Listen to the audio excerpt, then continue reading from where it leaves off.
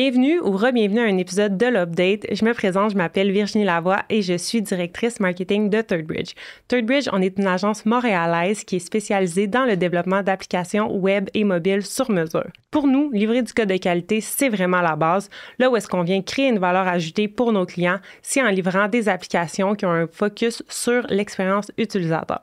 Dans l'épisode d'aujourd'hui, on a reçu Olivier Roy de l'entreprise Leave et c'est une discussion vraiment intéressante. J'ai vraiment hâte de vous la laisser découvrir. Je vous en dis pas plus, je vous laisse écouter ça. Bon épisode!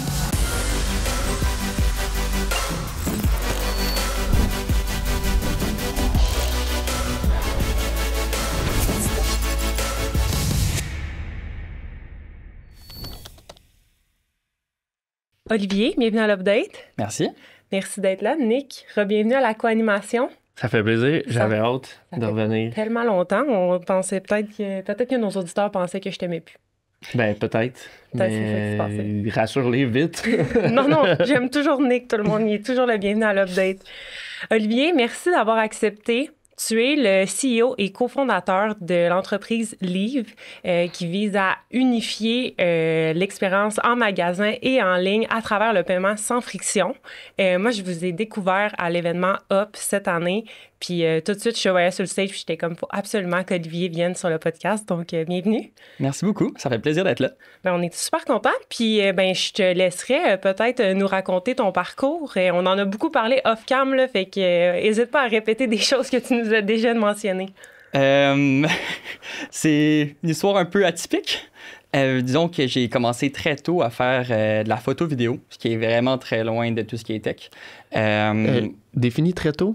Je suis pas mal né avec une caméra dans les mains.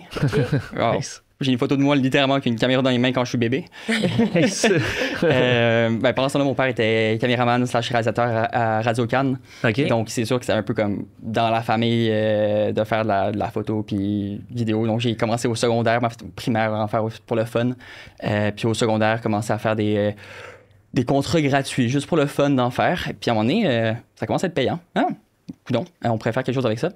Donc, j'ai lancé une boîte officiellement, j'avais 16 ans environ. OK. Puis, j'ai monté la boîte au travers des années jusqu'à... En fait, 2 boîtes séparées, ça c'est séparé à un moment donné, là, mais on a fini par filmer des pubs au Cameroun, en Haïti, pour le Gouvernement du Québec. Ouais. J'allais filmer au Nicaragua et dans plusieurs pays. C'est honnêtement très trippant comme expérience. J'imagine, ouais. Et fin 2019, j'étais dans un bar avec des amis.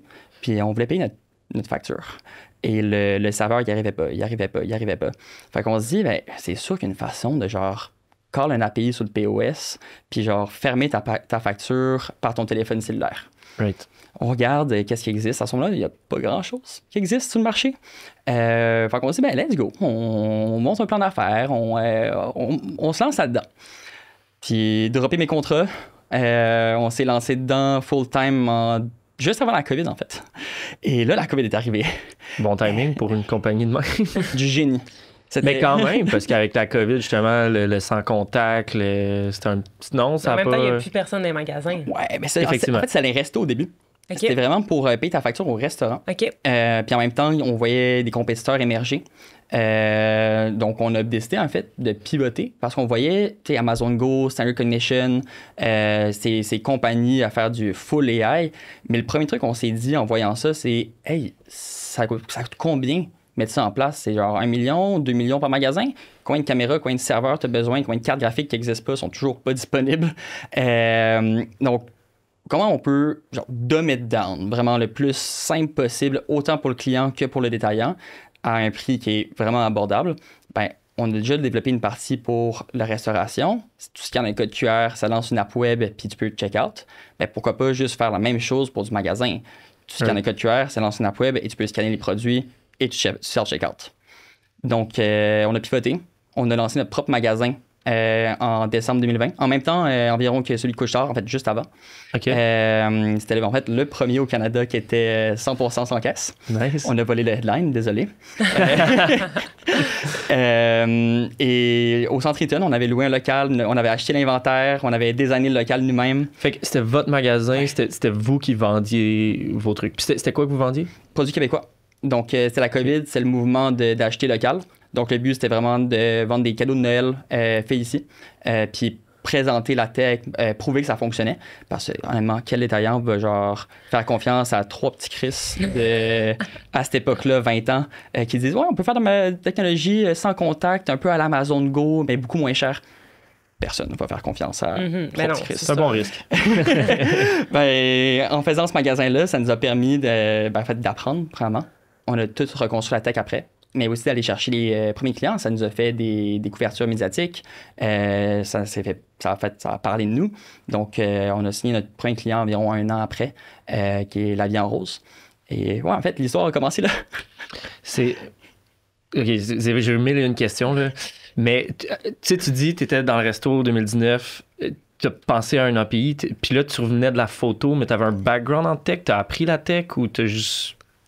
Juste un peu un geek. Okay. Beaucoup de YouTube tech. Okay. Et au secondaire, j'étais dans un programme qu'on appelait Mythique. Les autres élèves nous appelaient les mytheux. Ça s'appelait Mythique. Ouais. Et on était supposé apprendre à programmer.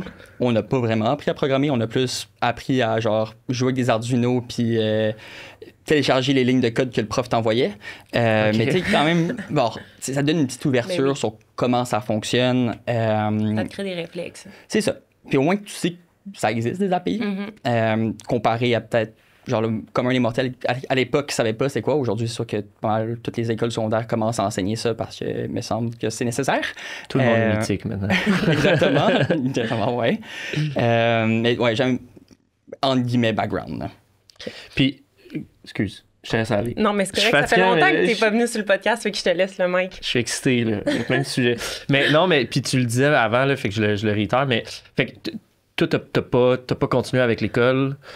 Fait que juste, puis là, ça sonne comme baveux, mais c'est vraiment pas baveux, mais t'as un secondaire 5, après t'as arrêté, puis comment ça s'est passé ce bout-là? En fait, j'ai fait 2 semaines de cégep. OK. Environ, je pense. Quelque chose comme ça, j'allais pas au cours. J'étais en photo à Dawson. L'affaire, c'est que je faisais la photo depuis des années. Right. Le niveau était bas, donc je me faisais chier. Et quand je me fais chier, ben je m'ennuie, donc j'y vais pas. Donc je suis allé en cinéma Dawson, même affaire. Ah non, j'ai fait aussi graphic design, je pense.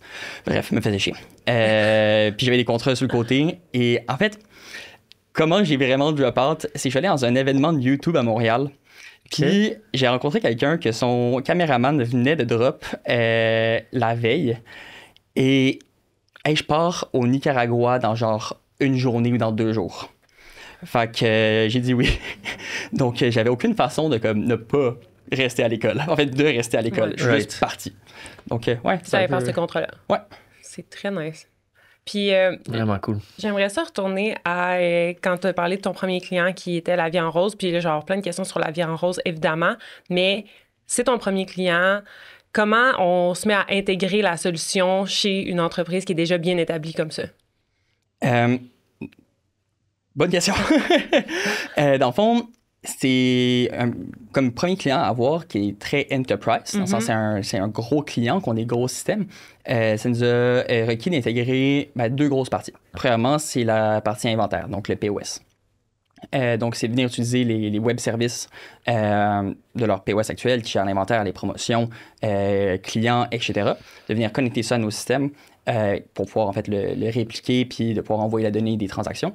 Et l'autre côté, c'est le paiement. Donc, venir connecter leur PSP, leur Payment Gateway, pour accepter les transactions sans qu'ils passent par une autre plateforme et que ça vienne complètement changer leur processus de réconciliation. Ça a pris quand même un petit bout de temps à intégrer. C'est notre premier qu'on faisait aussi. On avait fait du Lightspeed aussi avant, mais je pense qu'on a viré l'intégration avec eux. Parce qu'ils ne feraient pas ça. Je ne sais pas si vous allez vous regarder ça dans le podcast ou pas. On pas un clip. Ouais. Mais tu serais surprise qu'on regarde dans le podcast. Parfait. Disons que le rate limiting a fait chier. On a connecté tout ce qui était POS puis système de paiement. Aujourd'hui, l'approche qu'on prend est un peu différente. C'est sûr que faire l'intégration sur des systèmes complexes qui viennent gérer des centaines de magasins, plus des inventaires très complexes, plein de variants, les clients, c'est beaucoup de connexions à faire. Donc, et chaque détaillant est différent. Même si tu as le même POS ou le même ERP ou le même e-com, avec les plateformes un peu plus legacy, je dirais, sont toutes différents. Puis concrètement, pour la vie en rose, explique-nous peut-être, c'est quoi le case study pour un client? Genre, moi, je vais acheter, c'est quoi la plus-value pour moi, c'est quoi l'expérience? Puis pour eux en tant que tel aussi, c'est quoi la valeur ajoutée pour ton client, c'est-à-dire la vie en rose? Ouais. Non, mais j'allais juste dire, parce que ça, c'était dans une seule succursale. Là. C'était pas intégré partout dans la vie en rose. Ouais, au début, on était à celle du Centre Eaton pour faire les tests. OK. Ensuite de ça, on a lancé dans 2 autres à Montréal. Et ensuite de ça, plus dans la région de Montréal. Et là, on est dans une trentaine environ. OK. Et la plus-value, je dirais qu'il y en a quelques-unes. Okay. Premièrement, pour le client, je dirais que c'est pas à tous les moments de la journée où tu veux utiliser ça. En grande partie, tu veux quand même avoir le service des employés, tu vas te faire accompagner. Puis quand il n'y a personne, passer à la caisse, ça prend pas de temps. Mm-hmm. Mais quand tu es en heure de pointe, c'est là que pouvoir le faire sur ton cell, c'est pas mal avantageux. Right. Pour la vie en rose, je dirais que 2 bons avantages, c'est capturer beaucoup de courriels clients. Parce que quand tu fais une transaction sur notre plateforme, on capture courriel client. Bien sûr, il faut que tu acceptes qu'on le partage. Là. On capture aussi toute la donnée du parcours et tout ça, on peut l'envoyer vers les systèmes. Deuxièmement, on a vu une augmentation de la valeur du panier moyen. Donc, étant donné qu'on affiche les promotions dans le panier et le total avec les promotions appliquées, donc vraiment comme sur un site e-commerce, right. Psychologiquement, tu vas atteindre ton budget que tu as en tête complètement. Au lieu d'arriver à la caisse, ton budget c'est 70$, mais en fait, tu es à 50$, tu ne retournes pas dans les rayons chercher pour 20$ de produits. Mm-hmm. Tandis que quand tu es sur ton cell et tu vois le total, tu vas le maximiser ton budget.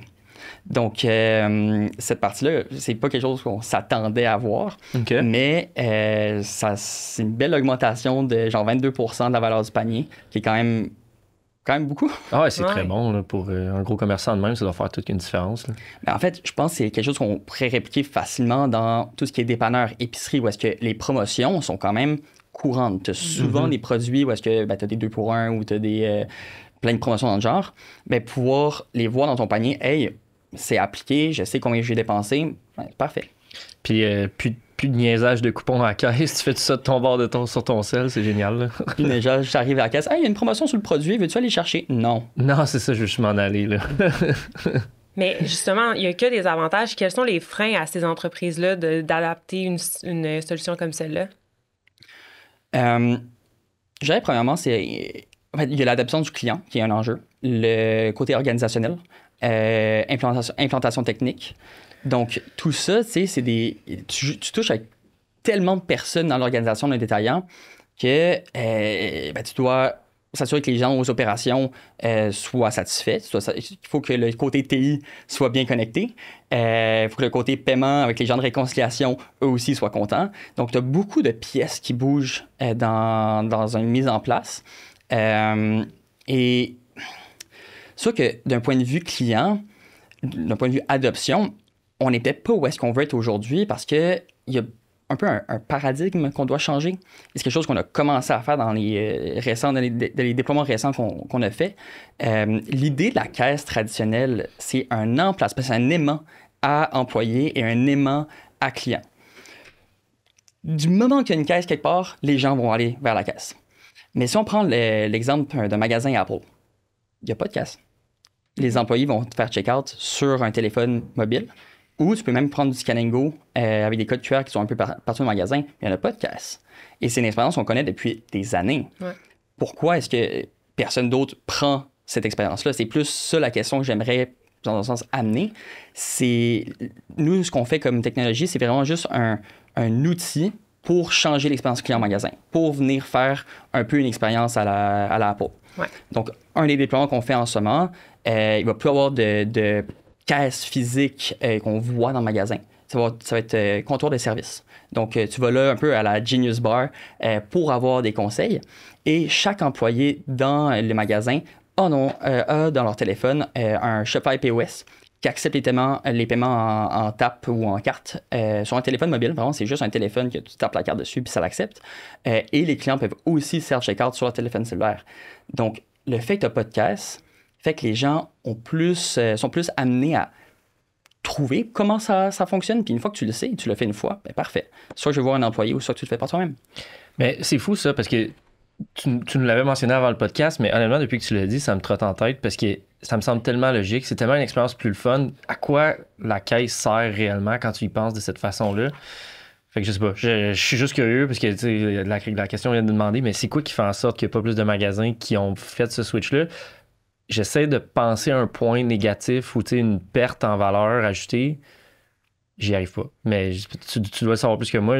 Toi non plus, t'as pas. J'ai pas de réponse exacte pour ça. Ok. Pourquoi est-ce que tous les magasins ne ressemblent pas à un magasin Apple qui ont prouvé à maintes reprises que c'est eux qui ont le plus de dollars par pied carré de Oui. vente? Ouais. Bien sûr qu'ils ont des produits vraiment chers aussi qui aident. Sûrement. Mais pourquoi personne d'autre le fait, je sais pas.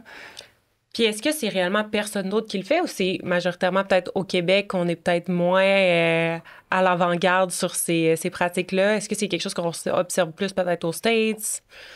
Je pense pas des magasins comme ça, on observe beaucoup plus. Je pense que on est en retard ici en général, d'un point de vue tech, implantation, juste innovation, genre vraiment faire des projets qui sont un peu avant-gardistes. Mm-hmm. Il n'y a pas beaucoup de détaillants au Québec qui prennent des risques et qui se disent « Hey, let's go, on essaye quelque chose. » Puis peut-être ça marche, peut-être ça marche pas, mais au moins on le sait. Et comme Éric Champagne, CIO de la Via Rose dirait, ben, t'es mieux de faire 10 petits projets qu'un immense projet. Puis là-dedans, tes petits projets, tu vas en avoir un ou deux, peut-être 3 qui vont fonctionner. Mais au moins, tu en as testé 10, comparé à un gros projet qui prend des années, que peut-être après 2 ans d'implantation, ça ne fonctionne pas.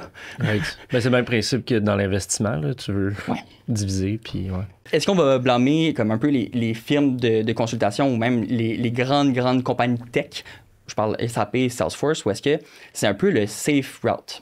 Right. Peu importe t'es qui comme détaillant ou comme en fait n'importe quelle industrie, mettre du SAP en place ou mettre du Salesforce en place, personne ne va te taper les doigts pour faire ça.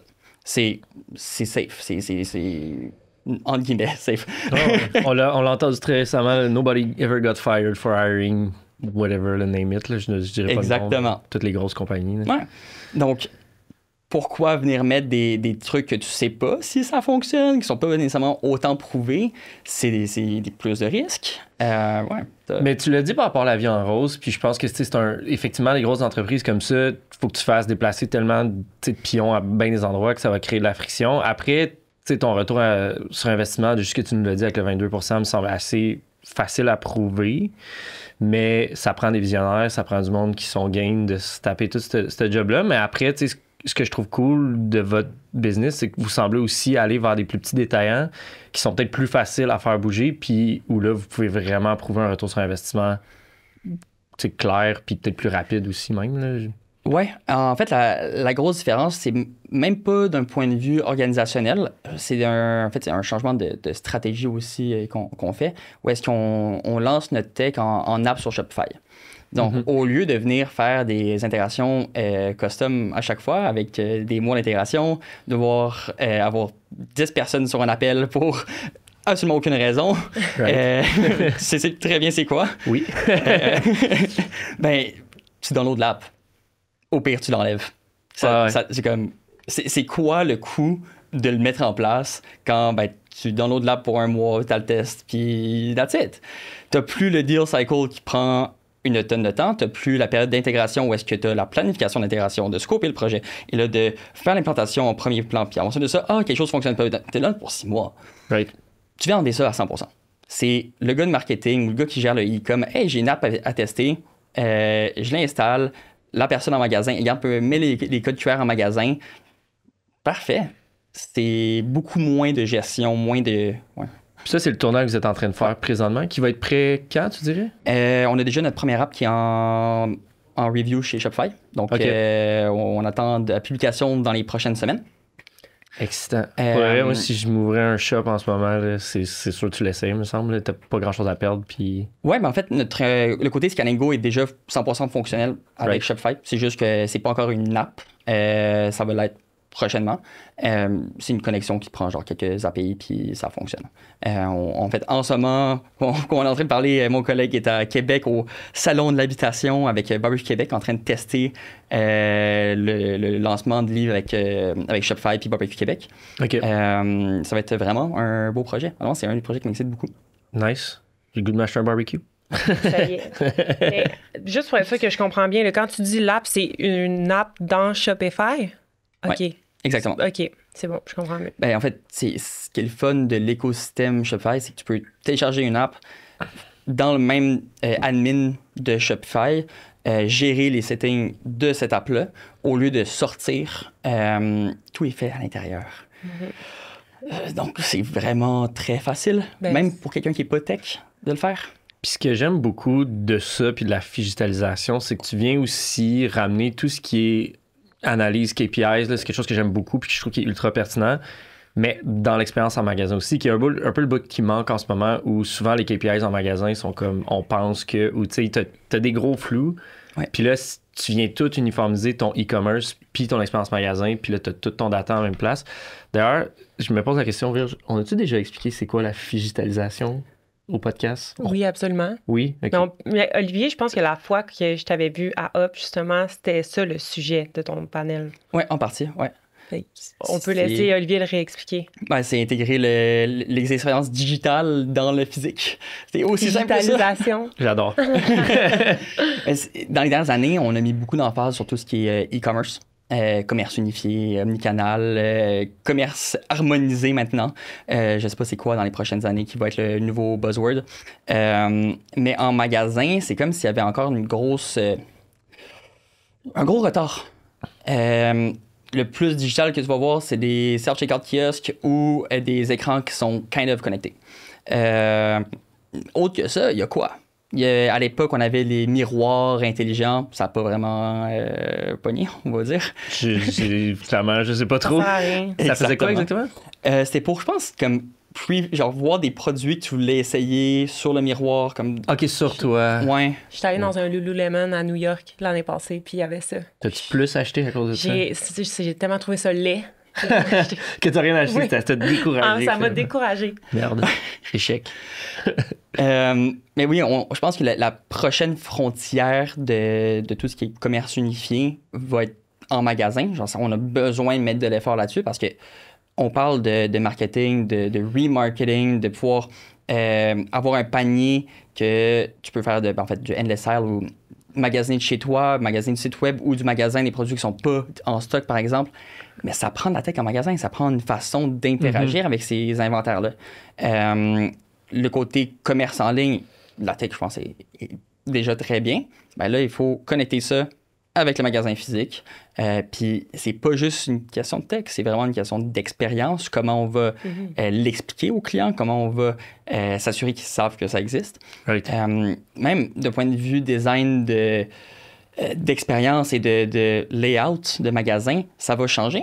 Il faut mettre de l'effort autour de ça. Ouais, parce que là, tous les chemins ne mènent plus à la caisse. Il n'y en a plus de caisse. C'est ça. Exact.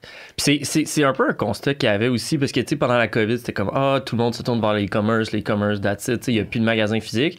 Puis, tu dois connaître ça mieux que moi, mais j'avais cru comprendre que finalement, le constat après la COVID, c'est que les gens, ils retournaient carrément, puis les stats étaient sensiblement les mêmes qu'avant, right? Ça a été un retour presque... Oui, environ, dépendant des périodes de l'année puis des régions dans le monde. Mais oui, on est environ à 80% encore en magasin de toutes les ventes, surtout en Amérique du Nord puis Europe. Je pense que la grosse différence sur le magasin aujourd'hui qui a un peu changé, avant, tu allais en magasin pour acheter un produit. Aujourd'hui, tu peux acheter les produits n'importe où. C'est pas pour ça que tu vas au magasin, c'est que tu veux l'expérience, tu veux parler à un humain, tu veux le contact, tu veux toucher les produits, tu veux voir la taille, etc.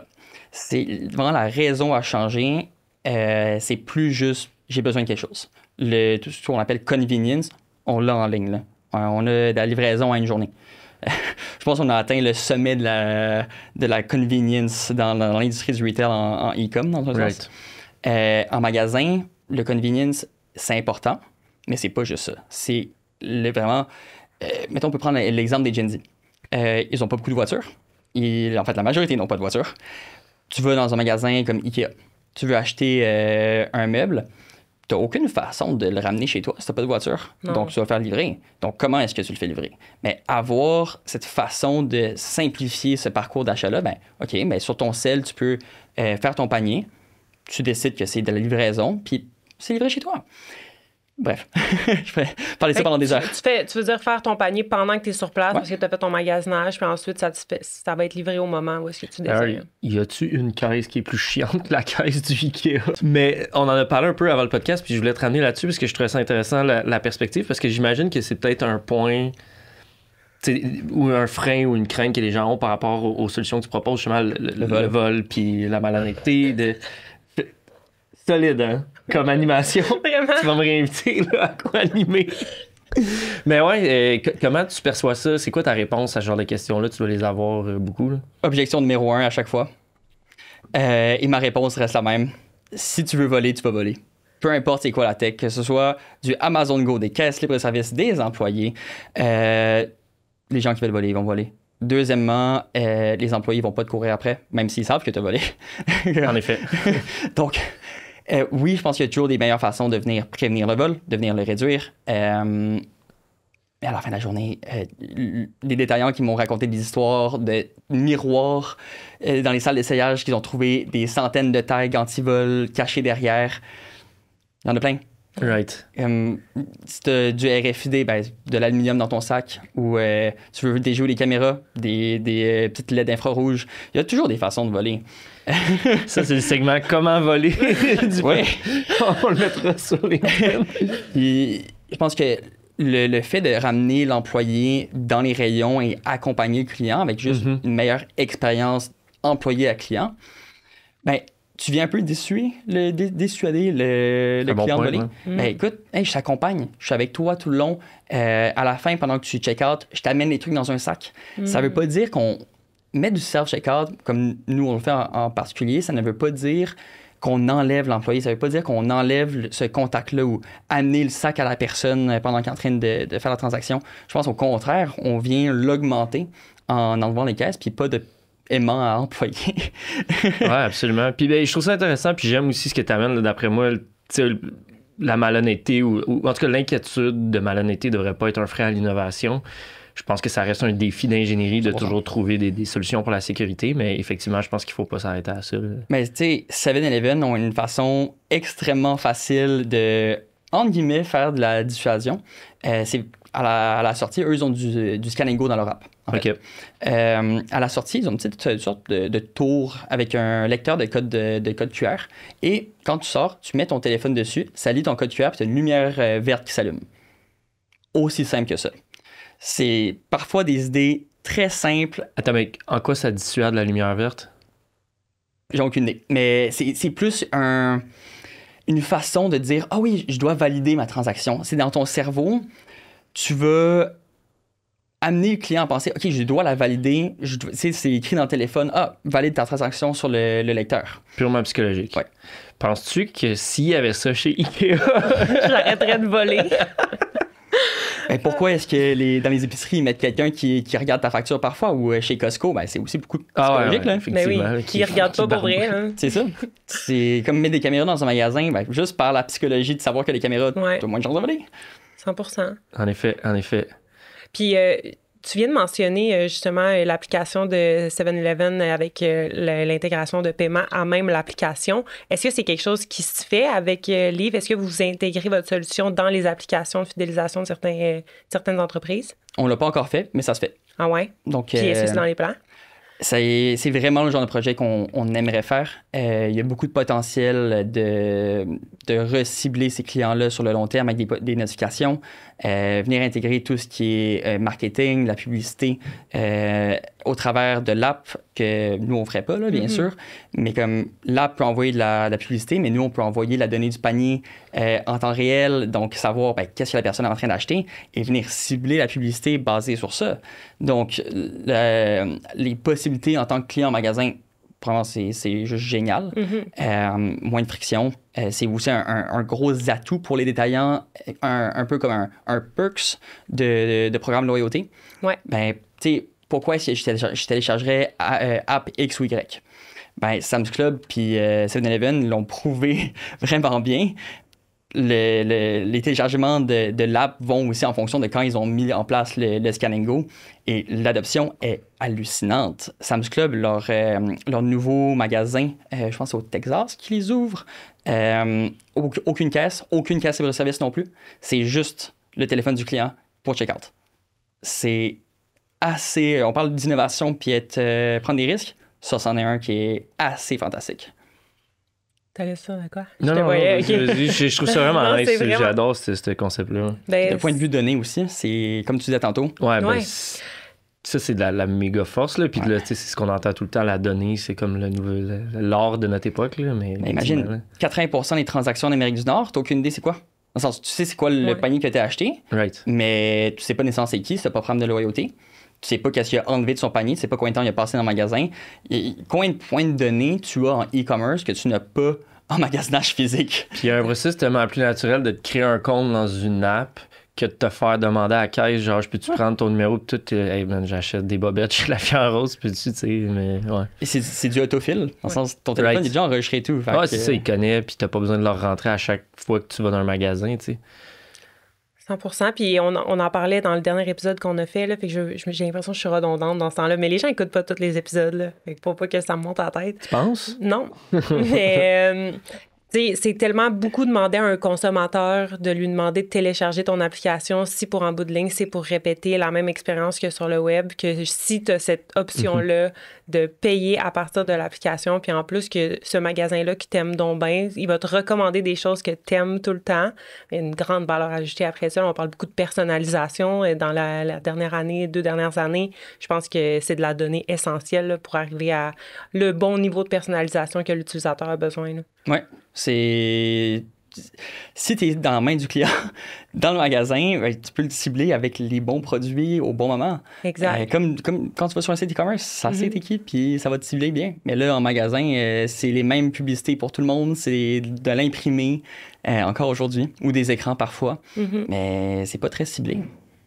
Non, absolument. Puis je vois, puis tu sais, c'est ce qu'on dit souvent, là, quand tu crées une app, il faut que tu aies une plus-value, mais je vois tellement de synergie entre ce que vous proposez, puis c'est exactement ça qu'on veut faire avec nos clients, une plus-value sur ton e-commerce, qui était comme une mode pendant une époque, là, recréer ton site web en app, là, mais ça prend justement cette digitalisation-là qui est géniale. Là. Et je sais pas où est-ce que ça va aller par la suite, mais il y a clairement plus d'expérience que tu peux inclure dans une app pour garder les gens intéressés puis les ramener dessus. Tu sais, on parlait un peu de livraison avant. Mais j'ai oublié c'est quoi le nom de la... C'est une chaîne un peu de dépanneurs, mais je pense qu'ils sont même pas de dépanneurs aux États-Unis. Okay. Et c'est juste une app de livraison de produits de dépanneurs. Et c'est énorme. GoPuff. Ouais. OK. L'app fonctionne vraiment, vraiment, vraiment bien. Et c'est juste la livraison. OK. De produits de dépanneurs, genre des chips? Ouais. Hein? C'est des chips, puis ils ont des millions de users. Ben, c'est intéressant. Puis en plus, il me semble, le dépanneur, c'est... Tu sais, on le sait, c'est cher, là. C'est parce qu'ils font des méga marges. Fait que, tu sais, l'épicerie, mais j'avoue que si c'est pas instantané, j'imagine que c'est ça leur plus-value, là, c'est que ça doit être super rapide que tu te fais livrer tes chips. J'ai pas assez exploré le modèle pour comme faire un gros compte rendu. Ouais. Mais j'ai vu quelques stats, puis coudonc, ça vend donc bien la livraison de chips. Écoute, quand tu veux tes lays. Mais il y a une question qui me démange depuis tantôt. Il s'est passé quoi avec ton magasin au Centre-Étienne? On avait loué seulement pour 1 mois. OK. T'as-tu vu le coût de loyer au Centre-Étienne? J'ai jamais loué quoi que ce soit là-bas. Mais... C'est cher. C'est cher, hein, j'imagine. On ne peut pas payer plus qu'un mois. OK. Et c'est vraiment, tu sais, un proof of concept de... OK. Ouais. Ben, c'est cool, pareil. Oui, ça permet d'apprendre. Puis, honnêtement, il y a beaucoup d'Italiens qui font ça. Sam's Club, ce sont les meilleurs à faire des POC. Ils ont... je pense comment ça fonctionne? Ils ont comme 2 magasins collés. Un, c'est juste pour tester les expériences avec les employés. Et ceux qui fonctionnent, ou nouvelle tech, expérience, etc., tout ce qui fonctionne, ils amènent ça à un magasin qui est juste à côté, qui est le magasin d'innovation, où est-ce que tu as des vrais clients. Donc, ils testent en premier lieu avec les employés qui vont travailler là. Ils testent avec un groupe fermé de clients. Et ensuite de ça, ça se répand dans les autres magasins. Mais c'est comme un gros lab, un peu comme l'idée du lab à McGill avec Couche-Tard, mais sur une échelle de plusieurs milliers de pieds carrés, genre dizaines de milliers de pieds carrés. C'est vraiment intéressant, ça. Ah, c'est tellement cool. Je suis pas un grand magasineur, mais on dirait que tout ça fera en sorte que ça donne le goût, tu sais, de...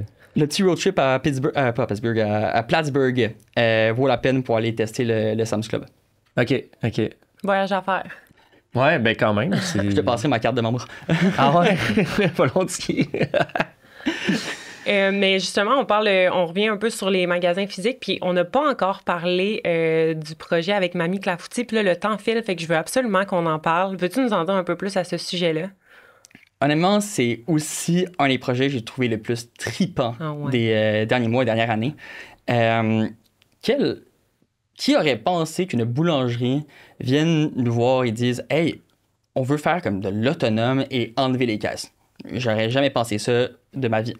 Mais quand ils ont raconté leur histoire, ça a fait du sens. Pendant la COVID, ils ont eu beaucoup de problèmes d'employés. Donc, comment est-ce que tu restes ouvert? Comment est-ce que tu peux vendre quand il n'y a personne en magasin?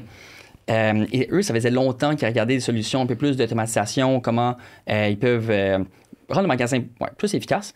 T'sais, ils testaient depuis genre 2017 des techs à l'île des Sœurs, mais même avant ça, ils avaient commencé à explorer. Et c'est l'an passé, on les a rencontrés et ils ont dit ben, let's go. On enlève les caisses, on fait un c'est du POS mobile pour les employés et Scan & Go pour les clients. Donc, les deux fonctionnent en parallèle. Et de nuit, ça vient, en fait, le magasin se barre automatiquement et tu peux débarrer le magasin avec l'application web des clients. Donc, tu scannes le code QR dehors, tu fais une pré-autorisation de paiement, ça débarre la porte et tu peux magasiner hors des heures d'ouverture. Donc, vraiment réduire tes pertes.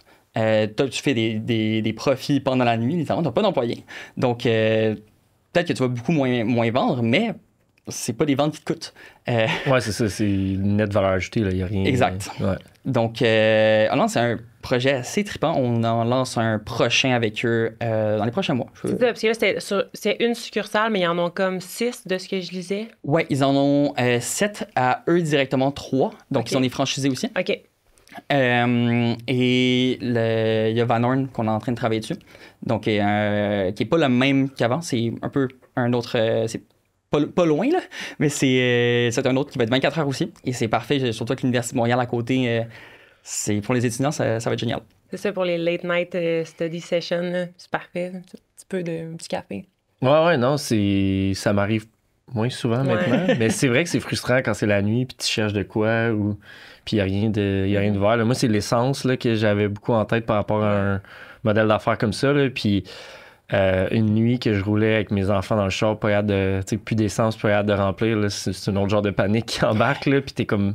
Il n'y a pas de paiement à la pompe quand les... Ben écoute, moi, j'en trouvais pas, fait que j'arrêtais là, toutes les stations-service que j'étais capable, puis ça prend une station-service 24/7, parce que, tu sais, quand tu vas, même quand tu payes à la pompe, ils te débloquent la pompe de l'intérieur, les commis. Ah ouais? Fait que il y a comme pas... En tout cas, peut-être sûrement que ça existe, là, puis on travaille des trucs comme ça aussi avec Couche-Tard, mais je pense qu'au Québec, il n'y a pas tellement de ça. Fait que soit il y a un commis, soit il manque d'essence. Fait que ça peut être long, là, trouver des stations-service 24/7. Puis j'étais ça à 10 quand même, là, fait que c'est pas comme une autoroute passante. Anyways, une des périodes les plus stressantes que j'ai vécues. Fait que, mais ça, je vois beaucoup de potentiel là-dedans. C'est sûr. Puis, tu sais, le classique aller au chalet à 7 h le soir, t'es dans le trafic, puis t'arrives, on n'a pas de lait pour demain matin, on n'a pas de jus d'orange. Ouais. Où est-ce que tu vas aller? Genre, tu trouves un couche-tard ou tu trouves un dépanneur qui est supposé être ouvert, mais ils sont tous fermés. Donc, où est-ce que tu achètes ton lait? Right. Et rendre ces magasins-là autonomes pour les membres de loyauté. Mais tu viens faire quelque chose qui est un gros bonus pour s'inscrire en tant que membre. Bon. Ben, c'est win-win-win. Il y a personne qui perd là-dedans. Là.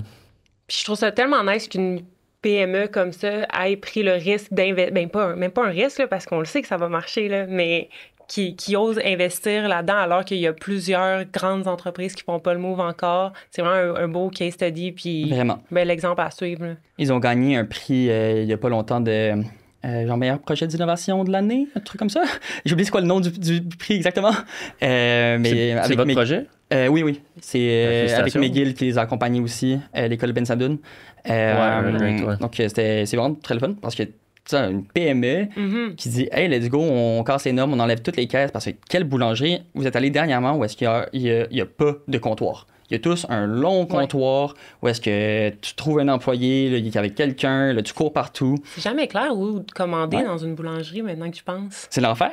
Genre, tu peux pas voir tous les produits bien. Tandis que là, tu arrives, il n'y a plus aucune barrière. Mhm. Il y a plus cet élément de comptoir qui cache tout. Tu rentres, tous les produits sont accessibles. L'employé t'accompagne. Hey, pourquoi? Genre, t'as besoin de quoi? Voici nos nouveaux produits. Donc, tu as un contact très différent avec le boulanger ou ces employés-là. Ça revoit vraiment aussi le rôle du caissier ou de la caissière, là, du sens où c'est plus un rôle de caissier-caissière, c'est un rôle conseil. Tu es là Oui. pour conseiller, tu crées une relation, t'amènes à l'expérience. Oui. C'est vraiment encore plus valorisant. Là. Ouais, Oui. plus valorisant pour le métier, Oui. puis pour l'expérience client, où tu sais, c'est 100% positif. Là. Tu sais, quand la personne est smart, tu vas y acheter 2-3 pains puis 2-3 chocolatines de plus, c'est certain. Là. Mais hein. C'est clair. Là. C'est la vraie valeur ajoutée, non pas quelqu'un qui pitonne des boutons qui pourrait être automatisé. Exact. 100%. Vraiment. C'est très cool. Mais c'est un gros win, puis c'est ce que je trouve vraiment cool de votre modèle d'affaires de permettre justement à des PME puis à des plus petites entreprises, puis pas juste des méga corporations d'amener cette innovation-là. Fait que, ben, félicitations pour ton idée. Merci. C'est vraiment inspirant, sincèrement. J'adore. Puis, je sais pas si c'est indiscret, puis on peut le couper, là. Si ça l'est.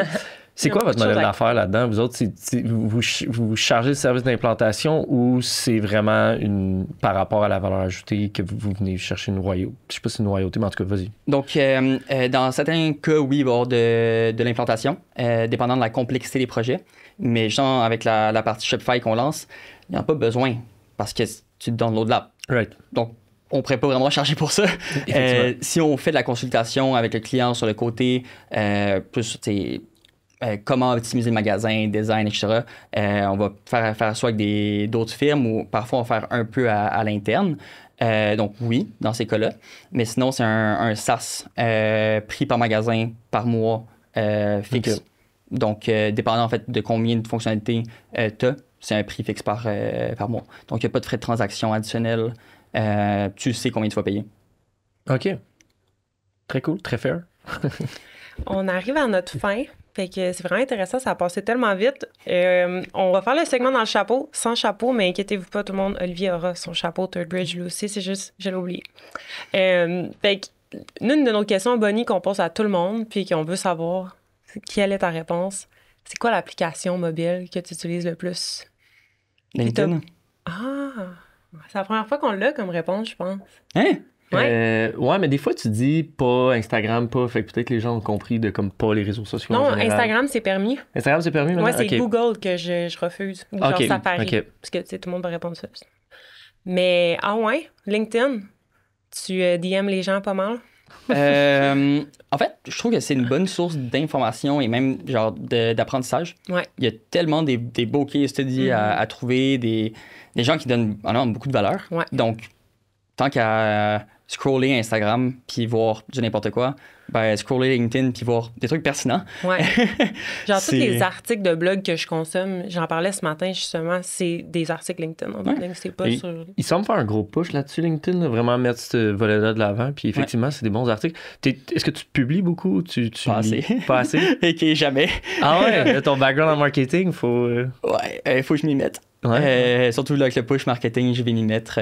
C'est une question de finaliser quelques dossiers. Nice. Mais on met la pression. Allez le suivre, comme ça, il n'y aura pas le choix de.